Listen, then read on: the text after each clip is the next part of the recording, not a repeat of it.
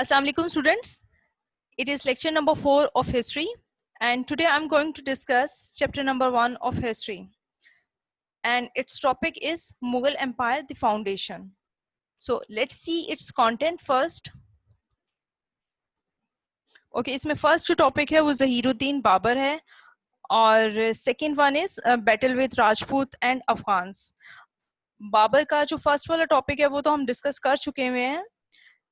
So let's see it's इसका हम detail देख लेते हैं कि हमने क्या क्या डिस्कस किया था.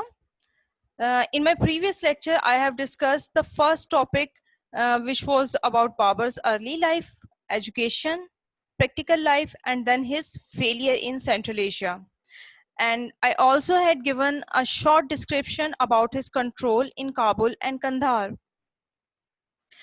And today I am going to discuss Babur's arrival in subcontinent and the reasons behind the Babur's attack on India.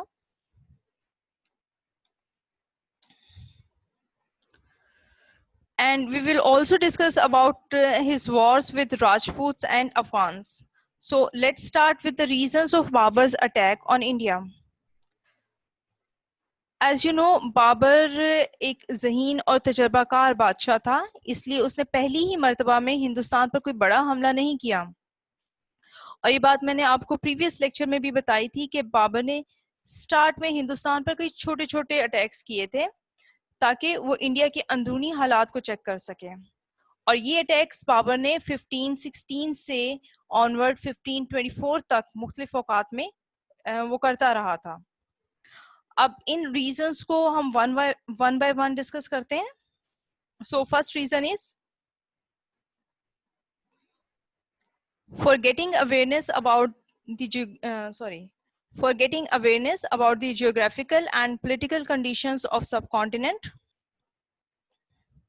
Means इसकी पहली रीज़न तो ये थी कि बाबर इंडिया के ज़मीनी हालात और सियासी हालात का जायज़ा लेना चाहता था और वो ये देखना चाहता था कि यहाँ का मौसम कैसा है, लैंड एरिया कैसा है, यहाँ के लोग कैसे हैं और सबसे बढ़कर कि आम लोगों और हुक्मरानों के बीच में उनके दरमियान ताल्लुकात कैसे हैं. So that was the first reason to attack on India. इसके लिए उसने कुछ छोटे अटैक्स किए थे. अब रीजन नंबर 2 की बात करते हैं. At that time Ibrahim Lodhi ruled over the northern areas of subcontinent. His officers were very angry because of his hard behavior. दूसरी रीजन ये है कि उस वक्त सब कॉन्टिनेंट के नॉर्दर्न एरियाज पर इब्राहिम लोधी की हुकूमत थी, लेकिन इब्राहिम लोधी एक सख्त के हुक्मरान था और इसके हार्ड बिहेवियर और बुरे एटीट्यूड की वजह से कोई भी इसे पसंद नहीं करता था और इसके तमाम ऑफिसर्स और अमीर भी उससे नाखुश थे और वो इससे हर हाल में छुटकारा हासिल करना चाहते थे. तो ऐसे हालात में बाबर के लिए ये एक इजी टारगेट था कि वो इंडिया पर हमला करें. ओके, थर्ड रीजन जो है, the governor of Punjab Daulat Khan invited Babur to attack on Lahore. He ensured Babur that he would help Babur. और आपको पता है इस वक्त पंजाब का गवर्नर जो था या पंजाब के गवर्नर का नाम दौलत खान था और वो भी इब्राहिम लोधी पर शदीद गुस्सा था उसके बिहेवियर की वजह से. और दौलत खान को बाबर के बारे में भी इल्म था कि वो एक अच्छा और बाअसूल हुक्मरान है, इसीलिए उसने बाबर को हिंदुस्तान पर हमले की पेशकश की और वादा किया कि वो बाबर की मदद करेगा. तो एक रीजन हिंदुस्तान पर हमले की ये भी थी कि दौलत खान ने बाबर को हिंदुस्तान पर हमले की ना सिर्फ दावत दी थी बल्कि अपनी मदद का वादा भी किया था. Now let's talk about the fourth reason. Babur appointed his own governor in Lahore. Daulat Khan did not like this. So when Babur left from Lahore, Daulat Khan again occupied over whole Punjab. Now Babur decided to attack on India. Okay, दौलत खान के कहने पर बाबर ने जब लाहौर पर हमला किया और फिर पूरे पंजाब पर कब्जा कर लिया तो दौलत खान की उम्मीदों के बरक्स इसने दौलत खान को गवर्नर बनाने की बजाय अपने ही किसी आदमी को पंजाब का गवर्नर बना दिया और सिर्फ चंद इलाके उसने दौलत खान के हवाले किए, जिस पर दौलत खान को बहुत गुस्सा भी आया क्योंकि दौलत खान का ख्याल था कि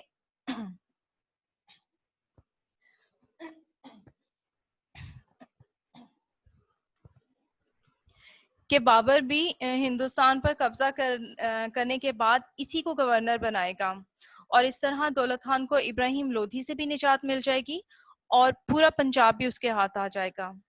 लेकिन उसकी तमाम उम्मीदें खाक में मिल गईं। फिर बाबर ने वापस काबुल जाने के बाद दौलत खान इस बात को दोबारा रिपीट करती हूँ। फिर बाबर के वापस काबुल जाने के बाद दौलत खान ने पंजाब पर हमला कर दिया और बाबर के गवर्नर को शिकस्त दे दी और पंजाब पर कब्जा भी कर लिया।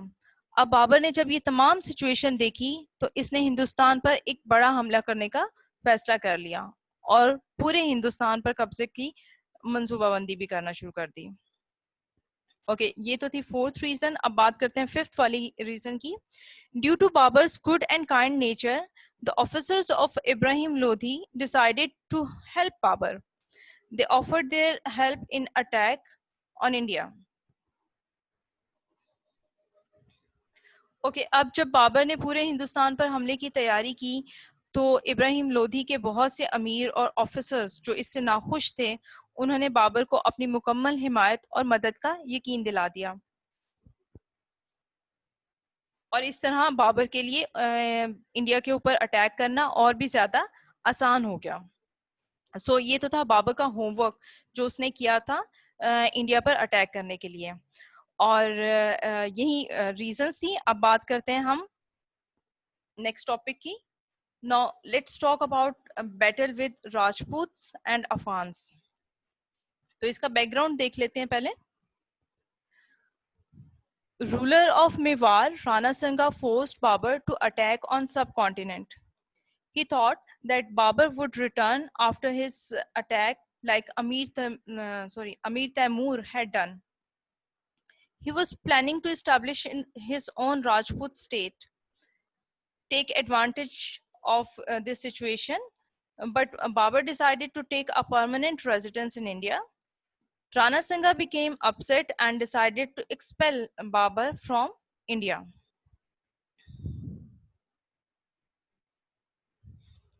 तो इन दिनों पे मेवाड़ पर जो था राणा संगा की हुकूमत थी। राणा संगा एक राजपूत हुक्मरान था।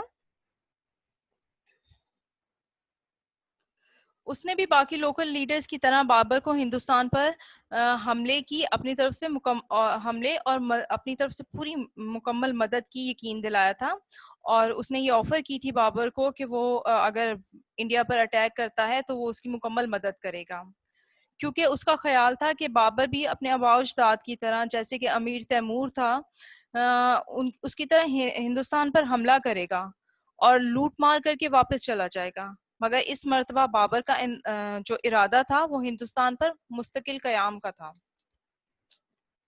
सो जब बाबर ने कब्जा करने के बाद काबुल वापस नहीं गया तो राणा संगा को बहुत गुस्सा आया और उसने बाबर को हिंदुस्तान से निकालने का इरादा कर लिया। उसके बाद स्टार्ट हुई थी battle of Khanwa. Armies of Babur and Rana Sanga confronted each other in the battlefield of Kanwaha. Army of Rana Sanga was large in number. Soldiers of Babur were dismayed. Babur gave a stirring speech to take this situation. After that, Babur's army fought bravely. Rana Sanga was defeated and killed. अब बाबर और राणा संगा की फौजें कनवाहा के मैदान जंग में एक दूसरे के आमने सामने थी। राणा संगा